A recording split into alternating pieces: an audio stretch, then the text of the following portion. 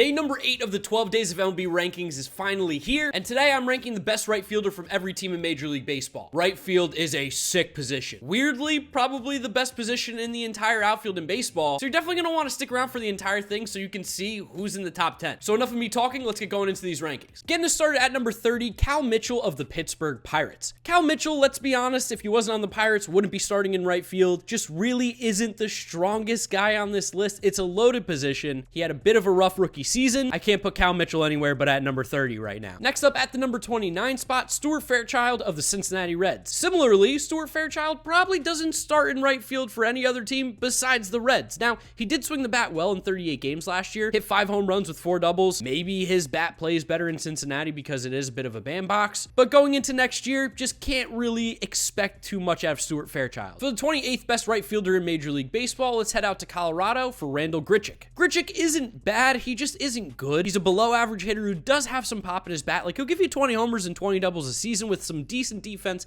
in the outfield, plus just the lack of being an overall consistent hitter keeps him down on my rankings in today's video. Coming in at number 27, I've got Edward Olivares of the Kansas City Royals. Olivares actually does some things well, and he did look good in 53 games last year for the Royals, finishing with an OPS plus at 110. He's a good athlete with some good tools, showed a little bit of pop in his bat, and plays a decent outfield. Again, it's hard to project what he's going to do next season, so that's why I have him a little bit lower, but Olivares is a decent little player. Just missing out on the top 25, coming in at number 26, I've got Gavin Sheets of the Chicago White Sox. Gavin Sheets isn't a right fielder. He should be playing first base or DH, but it's the White Sox, so he plays right field. I think if you take him out of the outfield, he does have a good bat. We saw it in 54 games in 2021. He does have some serious pop, the ability to hit some home runs. Just putting him in the outfield probably affects him offensively as well, and let's be honest, in right field, he's absolutely atrocious. So I'll keep him here, not too low, because I do think his bat is decent, but in terms of right fielders, not one of the best. Getting the top 25 started at the number 25 spot, Avisaíl Garcia of the Miami Marlins. Now, last year was an absolute nightmare for Garcia, where he probably had his worst year. 8 homers, 9 doubles, 35 RBIs with a 224 average, 582 OPS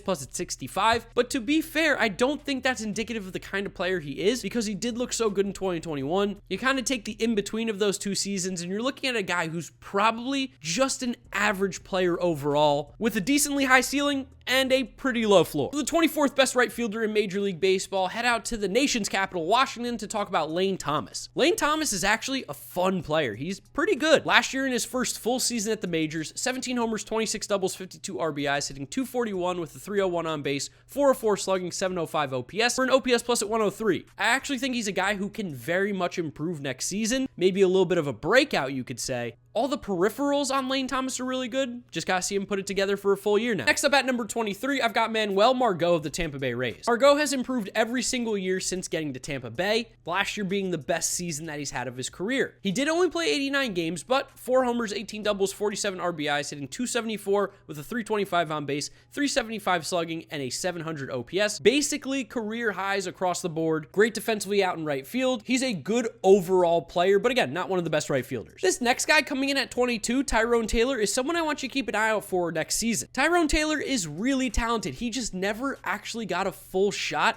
up until last year in Milwaukee, where he played 120 games and finished with 17 homers, 21 doubles, 51 RBIs, and a 729 OPS for an OPS plus at 104. He's a very solid hitter with a pretty good approach. Would like to see him walk a little bit more like we saw in 21, but he plays great defense in the outfield. Tyrone Taylor's a good player. Just missing out on the top 20 at number 21, I've got Max Kepler of the Minnesota Twins. Kepler's baseball savant numbers are sick, and there's a really good chance that Kepler could be a top 15, maybe even a top 10 right fielder going into next year, because he does hit the ball really well. He just has not been able to put those numbers on paper the last 2 seasons. It's been bad years. His slash line the last 2 years is a 219 average with a 312 on base, 382 slugging, 694 OPS plus at 96. Those numbers don't jump off the page, which is why I have him outside the top 20, but I want it to be known that I do think Max Kepler could be really good next year. He's shown us it before. Wouldn't be shocking if he does it again. Getting the top 20 started at number 20, Ramon Laureano of the Oakland A's. Ramon Laureano came back from his steroid suspension and looked bad. Obviously, he has a cannon of an arm, good outfielder defensively, and at the plate, he's shown the ability to swing it, and even still, 94 games in Oakland, 13 homers, 18 doubles, 34 RBI, stealing 11 bases. He was striking out a ton. He looked a little bit lost at times. I'm really interested to see what he does next season, because he is a guy who I thought was a really good player and could definitely be someone the A's look to trade, because he's going to be arbitration eligible this year. Coming in at the number 19 spot in today's today's rankings, Alex Verdugo of the Boston Red Sox. Verdugo's fallen quite a bit for me, really has not lived up to his 2020 season. While he is an extra base hit machine, 39 doubles last year, and he does get on base relatively well, doesn't strike out, that's just kind of it. He's just a little bit above average, which at right field doesn't really do you too much because it's a loaded position. You put him in left field, he's much higher. You put him in right field, he comes in at 19 because the position's just stacked, and Verdugo being good isn't good enough. Next up at number 18, I've got Austin Meadows of the Detroit Tigers. Meadows didn't play much last year, only 36 games in Detroit, and it was kind of all over the place. But as a player, he gets on base, hits for power. Detroit plays better for lefties than does righties, so you can expect his offensive numbers won't fall off too hard in Tampa Bay. And he plays a decent right field. I really like Meadows. I expect him to bounce back. As long as he's healthy, he should be a good right fielder for the Tigers. Coming in at number 17, Jake McCarthy of the Arizona Diamondbacks. Again, part of this fun, young Diamondbacks outfield. McCarthy was sneaky good last year, finishing 4th in the Rookie of the Year voting. In 99 games, he had 8 homers, 16 doubles, 3 triples with 43 RBIs. Low-key stealing 23 bases. 283 average, 342 on base, 427 slugging, 769 OPS. Nice. With an OPS plus at 118. McCarthy's low-key good. I don't want to get too ahead of myself and get really aggressive with him because I still think he does have a little bit more to prove. But it looks like the Diamondbacks have another good young outfielder in Jake McCarthy in right. Another good sneaky young outfielder at number 16, Oscar Gonzalez of the Cleveland Guardians. I'm actually shocked Gonzalez didn't place in the Rookie of the Year award because he had a really good season. 91 games, 11 homers, 27 doubles, 43 RBIs, hitting 296 with a 327 on base, 461 slugging, 789 OPS plus at 125. He's an all-around good player. Again, doesn't walk. The walk rate's low, but he doesn't strike out either. There's a lot to like about Oscar Gonzalez. Good pop in that bat, and he comes up to SpongeBob SquarePants. Getting the top 15 started at number 15, I've got Anthony Santander of the Baltimore Orioles. Santander low-key can swing it. 33 homers last year, 24 doubles, 89 RBIs, hitting 240 with a 318 on base, 455 slugging, 773 OPS plus at 117. Defensively, this is not very good. But at the plate, switch hitter, really good player, Anthony Santander. Very underrated pop. 33 homers is no joke. I think he's a top 15 right fielder. Just slightly ahead of Santander, coming in at number 14, I've got Seiya Suzuki of the Chicago Cubs. I think Seiya Suzuki had a really strong rookie season coming from Japan. 14 homers, 22 doubles, 2 triples, and 46 RBIs, hitting 262 with a 336 on base, 433 slugging, 770 OPS for an OPS plus at 116. Really strong first year, all-around good player. I expect him to get better as the Cubs are improving as well, and this lineup gets a little bit more deep. He was super talented in Japan. We saw glimpses of it last year. Expect a big year out of Seiya Suzuki in 2023. Aggressive ranking here, but coming in at number 13, I've got Lars Nootbaar of the St. Louis Cardinals. Nootbaar is good. Everything that he's done since he's come up, it shows you signs of a very good ball player. A 13% walk rate in 166 games with a 21% K rate, that alone is pretty disgusting. While his average is low, 231 for those of you traditional baseball fans out there, 334 on base, 441 slugging, 775 OPS for an OPS plus at 120, along with 19 homers, 19 doubles, 55 RBIs. Nootbaar is a very solid all-around good player. Exactly what you'd expect the Cardinals to do. Plus his name is so much fun. Noot. Dropping a little bit in today's rankings, at number 12, Nick Castellanos of the Philadelphia Phillies. Castellanos had a horrendous first year in Philadelphia, but I think he is going to bounce back. That being said, I still do have to knock him down a bit. He's obviously horrible in right field. I know you Philly fans are going to get mad at me and be like, look at the diving catches, look at the sliding plays he makes. He did make some big plays, but he's still a bad right fielder defensively. But I don't think he's as bad offensively as he showed last year, especially in that bandbox. He's going to figure it out. But last year was bad. Only 13 home runs, a 263 average with a 305 on base, 389 slugging, 694 OPS. It was legitimately the worst season of his career. I think Philly takes a little bit of time to get used to. I expect Castellanos to completely bounce back next season. Just missing out on the top 10, coming in at number 11, I've got Mitch Haniger of the San Francisco Giants. Mitch Haniger, very underrated. He's so good. He was healthy in 2021, looked great. OPS at 804. Last year he was hurt, but you put those 2 years together and you're looking at a guy who can give you 25 to 35 home runs a year with about 25 to 30 doubles a season, drive in 100 runs, hit 250 with a 316 on base, 470 slugging, 786 OPS plus at 120. This was a really good pickup for the Giants. I know they just lost Correa. Don't let that confuse you from the fact that Mitch Haniger is going to come into this lineup and be a good right-handed power bat for them. Very solid player. In the top 10 started at number 10, I've got Hunter Renfroe of the Los Angeles Angels. It's shocking how good of a player he is, yet this will be his 5th different team in 5 years. For some reason, nobody wants him. I can't wrap my head around why. Because he's good. Last year in 125 games, 29 homers, 23 doubles, 72 RBIs with an 807 OPS, OPS plus at 126. Coming off the great year with the Red Sox where he hit 31 homers, 33 doubles, 96 RBIs, 816 OPS. Decent walk rates, he's cut down the strikeout rates, and he has a cannon of an arm with good defense in right field. Angels got a really good player in the outfield. They low-key have one of the best outfields in baseball with Taylor Ward, Mike Trout, and Hunter Renfroe. Good job, Angels. Nice pickup. Top 10 right fielder in my eyes. For the 9th best right fielder in Major League Baseball, keeping it in the AL West, Adolis Garcia of the Texas Rangers. Maybe a bit of an aggressive ranking with Adolis, but I think this dude is legit. Now, he does strike out like crazy. 28% K rate last year, but we did see the walk rate go up, which is a good sign. He plays phenomenal defense out in the outfield, and he's got some serious pop in that bat. The last 2 years, Adolis Garcia is averaging about 30 homers, 30 doubles, and 100 RBIs a season, while also stealing 20 bags, hitting 246 with a 293 on base, 455 slugging, 749 OPS, OPS plus at 107. He's a complete player who seems to be getting better. I really like Adolis Garcia in Texas. Next up at the number 8 spot, Teoscar Hernandez of the Seattle Mariners. Teoscar just did it again, another really good year. Offensively, that's where he shines. He's a really good hitter. 25 homers, 35 doubles with 77 RBIs last season, hitting 267 with a 316 on base, 491 slugging, 807 OPS, OPS plus at 127. Really, really good hitter. Defensively, it's where he lacks. Not the greatest, but he's a good enough athlete where he's not absolutely horrible in the outfield. And when you're swinging the bat like Teoscar Hernandez does, you can look past that. Really good player, great pickup by the Mariners. For the 7th best right fielder in Major League Baseball, head out to Queens to talk about Starling Marte of the New York Mets. The one knock on Marte that I would have is that it's tough for him to play a full season. He hasn't played more than 150 games since 2015. But in the sample that he does play, he's really good, and that's about 120 games a year. Last year with the Mets, it's 16 homers, 24 doubles, 63 RBIs, stealing 18 bases, hitting 292 with a 347 on base, 468 slugging, 814 OPS.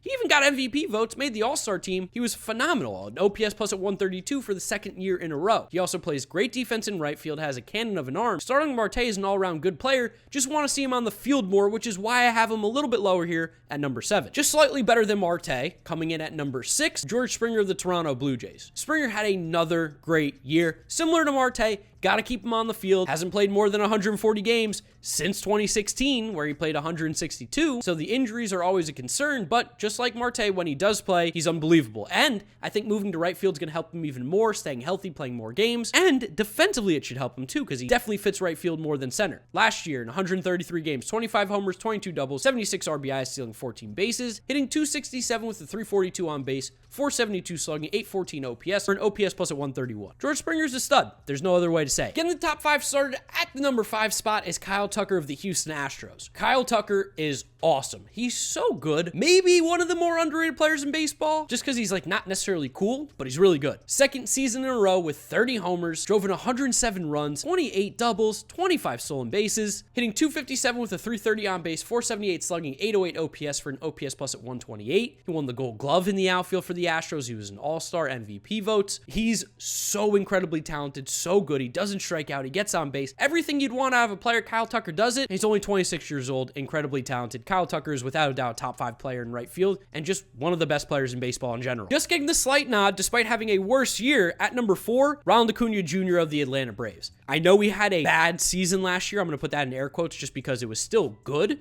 just not as good as we'd seen from Acuna. The knee did look concerning last year, but I expect him to bounce back in 2023. He's way too talented to play like he did last year, and I think a full offseason is going to help him out. Some positives, though, he still walked about 10% of the time. Strikeout rate was down at 23% again, which was really good to see. And of course, he does have pop in that bat, and he stole 29 bases, so at some point he was feeling better. It's just we didn't see the MVP best player in baseball type numbers that we were accustomed to seeing out of Acuna. He's going into his 25-year-old season. I'm going to give him the benefit of the doubt because where he once was absolutely one of the best players in baseball, but he does need to come down a little bit because last year was a little bit concerning. Coming in as the 3rd best right fielder in Major League Baseball, just one of the best players in general, Mookie Betts of the Dodgers. I don't know what you can say about Mookie Betts that hasn't been said already. He's unbelievably good all around. One of the more talented players in baseball. Power-wise, 35 homers, 40 doubles, 3 triples with 82 RBIs last year, stealing 12 bags, hitting 269 with a 340 on base, 533 slugging, 873 OPS for an OPS plus at 136. That's probably the Mookie Betts we're going to see for the next few years. He's just turning 30 this year. He plays Gold Glove defense out in the outfield, MVP candidate every year. One of the most talented players in baseball. Probably not going to see him hit 346 again, but the power is here to stay. The defense is always around. There's no reason why you can't like Mookie Betts. He's so good. Just missing out on the number 1 spot, coming in at number 2, I've got Juan Soto of the San Diego Padres. It's crazy to think that Juan Soto isn't the best right fielder, but I think we have a pretty good idea of who comes at number 1. It's also funny because Juan Soto had a down year last year and was still one of the best players in baseball. 27 home runs, 25 doubles, 62 RBIs, hitting .242 with a 401 on base, 452 slugging, 853 OPS for an OPS plus at 149. He walked 135 times last year, struck out 96. It's insane that his walk rate is 6% higher than his strikeout rate. That doesn't happen, especially with that power. He's now in San Diego in a winning environment again in a loaded lineup. I fully expect Juan Soto to quote-unquote bounce back and go back to being an MVP caliber player, even though he still was MVP caliber last year. Which leads us to the number 1 spot, obviously coming in as the best right fielder in Major League Baseball for the 2023 season, Aaron Judge of the New York Yankees. What a year! What a year! Couldn't have timed it any better as well. In a contract season, yeah, Aaron Judge got paid. He was the best player in baseball last year. A new American League record, 62 home runs, 131 RBIs. Disgusting, along with 28 doubles. Hitting .311 with a 425 on base, 686 slugging, 1111 OPS for an OPS plus at 211. 211! He had 391 total bases last year. That was 100 more than he had in 2021, where he also finished 4th in the MVP voting. MVP, All-Star, Silver Slugger. All around one of the most talented players in baseball. The pop's insane. Yankee fans, you have one of the best players in baseball. You should be so happy. There's nothing not to like about Aaron Judge. He's unbelievable. Let me know what you guys are thinking down in the comment section below. Do you agree? Do you disagree with me? Drop a like on the video if you did enjoy it. It really does help support the channel, as well as subscribe so you don't miss out on any of the content coming at you. Follow me on all my social media at GiraffeNeckMarc. Links are in the description. Thank you guys for watching. You know the drill from here on out. This is yesterday's video ranking the best center fielder from every team in Major League Baseball, and this will be a link to the 12 Days of MLB Rankings playlist in case you missed any of those. Click through them to watch them. Thank you all for supporting the channel and the series, and I'll see you tomorrow for the DHs. Bye.